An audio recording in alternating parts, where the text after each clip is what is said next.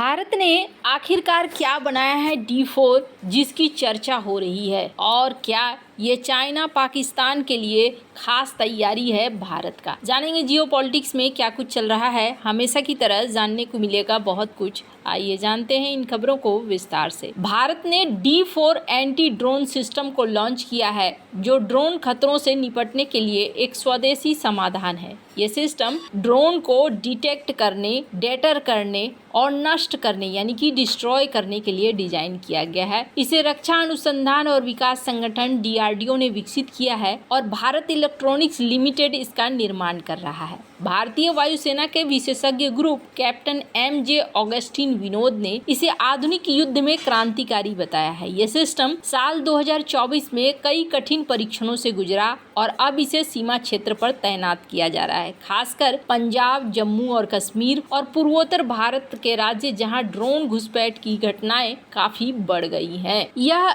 Active electronically scanned array radar और electro optical sensor से lace है। ये 4 किलोमीटर तक के छोटे ड्रोन को पकड़ सकता है, चाहे वे कम ऊंचाई पर उड़ रहे हों या जटिल इलाकों में छिपे हों। इसमें रेडियो फ्रीक्वेंसी जैमर है जो ड्रोन के संचार को बाधित करता है। ये 2 से 3 किलोमीटर की रेंज में ड्रोन को वापस भेज सकता है या उसके कंट्रोल को तोड़ सकता है। लेजर आधारित डायरेक्ट एनर्जी वेपन 800 मीटर से 1 किलोमीटर की दूरी पर ड्रोन को भौतिक रूप से नष्ट कर सकता है। यह तकनीक बिना गोलीबारी के दुश्मन के ड्रोन को जलाकर खत्म कर देती है। इसके अलावा D4 में आर्टिफिशियल इंटेलिजेंस का उपयोग किया गया है, जो इसे ड्रोन स्वार्म जैसे उन्नत खतरों से निपटने में सक्षम बनाता है। यह सिस्टम दिन रात हर मौसम में काम कर सकता है, जो इसे भारत जैसे विविध भौगोलिक क्षेत्रों के लिए आदर्श बनाता है। D4 को भारतीय सेना, वायुसेना, सीमा सुरक्षा बल और केंद्रीय रिजर्व पुलिस और राष्ट्रीय सुरक्षा गार्ड के लिए तैनात किया जा रहा है। पंजाब में ड्रोन से ड्रग्स और हथियारों की तस्करी एक बड़ी समस्या है। साल 2022 से लेकर अब तक सैकड़ों ड्रोन पकड़े गए हैं। D4 ने हाल ही में कई घुसपैठ को रोका है। 15 मार्च 2025 को पंजाब के गुरुदासपुर में एक ड्रोन को जैम करके वापस भेजा गया, जिसमें 5 किलो हीरोइन थी। इसी तरह जम्मू में नियंत्रण रेखा के पास ड्रोन से विस्फोटक गिराने की कोशिश को लेजर से नष्ट कर दिया गया। ये सिस्टम अब सैन्य ठिकानों जैसे कि हवाई अड्डा, गोला बारूद डिपो और संचार केंद्रों की सुरक्षा के लिए भी इस्तेमाल हो रहा है। D4 भारत की सुरक्षा और आत्मनिर्भरता का प्रतीक है। आज का युद्ध ड्रोन केंद्रित हो गया है। छोटे सस्ते ड्रोन आतंकवाद, तस्करी और जासूसी के लिए इस्तेमाल हो रहे हैं। पाकिस्तान और चीन जैसे पड़ोसियों से लगातार खतरे के बीच ये सिस्टम एक ढाल की तरह काम करता है। IF के विशेषज्ञ ने कहा है कि D4 हमारे सैनिकों की जान बचाता है और दुश्मन को जवाब देने की ताकत देता है। ये तकनीक भारत को वैश्विक एंटी ड्रोन बाजार में भी आगे ले जा रहा है और भविष्य में इसके निर्यात की संभावना भी है। खैर, जहां एक तरफ ये सारी चीजें चल रही है, वहीं ये भी देखने को मिल रहा है कि दुनिया बहुत तेजी से विकास भी कर रही है। चाइना ने गहरे समुद्र में केबल काटने वाला हथियार बनाया है। चीन ने एक नया गहरे समुद्र में केबल काटने वाला उपकरण पेश किया है, जो दुनिया भर की समुद्री संचार लाइनों को नष्ट कर सकता है। ये तकनीक 8,70,000 मील की अंडरसी केबल्स को निशाना बना सकती है, जो वैश्विक इंटरनेट और सैन्य संचार का आधार है। विशेषज्ञों का मानना है कि यह ग्रे जोन रणनीति का हिस्सा है, जिससे चीन बिना युद्ध की घोषणा के अमेरिकी सैन्य प्रभुत्व को कमजोर कर सकता है। भारत के लिए ये चिंता की बात है, क्योंकि हिंद महासागर में उसकी संचार लाइनें भी खतरे में आ सकती हैं। D4 जैसे सिस्टम के साथ भारत को अब समुद्री ड्रोन निगरानी पर भी ध्यान देना होगा। अमेरिकी पैसिफिक कमांड के लेफ्टिनेंट जनरल जोवेल वॉवेल का ढाका दौरा, ये दौरा जिसमें अमेरिका बांग्लादेश के साथ सैन्य सहयोग को बढ़ा सकता है, ये भी माना जा रहा है। इसी तरह से और भी कई चीजें हैं जो देखने को मिल रही हैं। तुर्की भी अपने रक्षा क्षेत्र में काफी बदलाव कर रहा है, काफी तेजी से आगे बढ़ रहा है। तो भारत को इन सब को काउंटर करना बहुत ज्यादा जरूरी है। D4 के महत्व को समझने के लिए 1999 का कारगिल युद्ध एक बड़ा उदाहरण है। उस समय पाकिस्तान ने कारगिल की चोटियों पर कब्जा कर लिया था। भारतीय सेना के पास उन्नत टोही साधन नहीं थे। MiG-21 जैसे विमानों से हवाई निगरानी अप्रभावी रही थी। सैनिकों को पैदल गश्ती करनी पड़ी थी, जिससे 527 जवान शहीद हुए से। उस समय अगर D4 जैसा सिस्टम होता तो ड्रोन से दुश्मन की स्थिति का पता लगाया जा सकता था। साल 2021 में जम्मू हवाई अड्डे पर ड्रोन हमले ने इस कमी को उजागर भी किया था।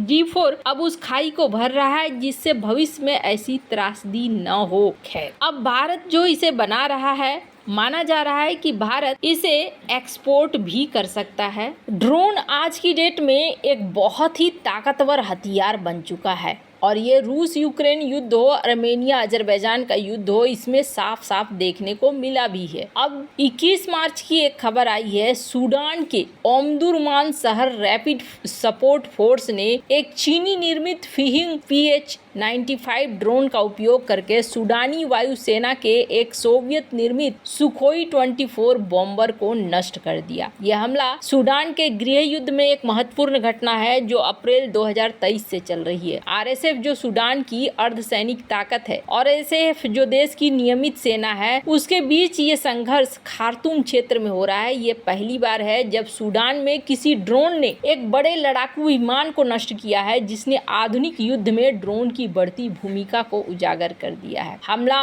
ओमदुरमान में हुआ जो खार्तूम मेट्रोपॉलिटन क्षेत्र का हिस्सा है।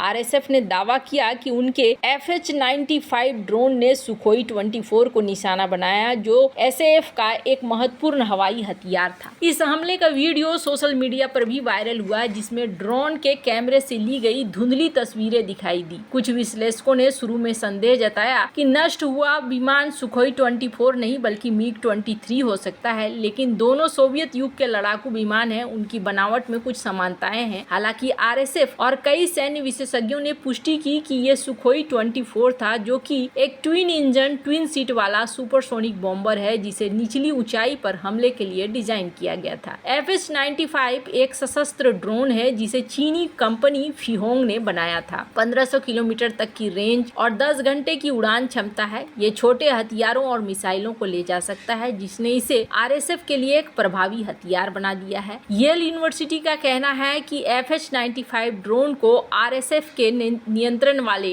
न्याला हवाई अड्डे पर देखा गया, जिससे पता चलता है कि UAE ने संभवतः RSF को ये तकनीक प्रदान की थी। हालांकि UAE ने इससे इनकार किया है। इस हमले ने SAF के हवाई श्रेष्ठता को चुनौती दे दी है। ये घटना सूडान के लिए एक भावनात्मक झटका है। गृह युद्ध ने पहले ही लाखों लोगों को विस्थापित कर दिया है, हजारों की जान ले ली है। सुखोई 24 जैसे बड़े विमान SAF के लिए शक्तिशाली का प्रदर्शन थे, लेकिन इसका नष्ट होना RSF की बढ़ती ताकत को दिखलाता है। ये हमला न केवल सैन्य दृष्टिकोण से महत्वपूर्ण था, बल्कि ये भी संकेत है। तो यहाँ देखने को मिलता है कि ड्रोन ने बहुत सारी चीजों को बदल दिया है। 1991 का युद्ध और 2025 के युद्ध में बहुत बड़ा अंतर हो गया है। 1991 में जहां बड़े लड़ाकू विमान और मिसाइलों ने युद्ध का रुख तय किया था, तो वहीं साल 2025 में सूडान में एक छोटे से ड्रोन ने सुखोई 24 जैसे भारी बॉम्बर को नष्ट कर दिया। ये बदलाव तकनीकी प्रगति को दिखलाता है। जहां खाड़ी युद्ध में अमेरिका को महंगे हथियारों और विशाल संसाधनों की जरूरत थी, वहीं RSF ने सस्ते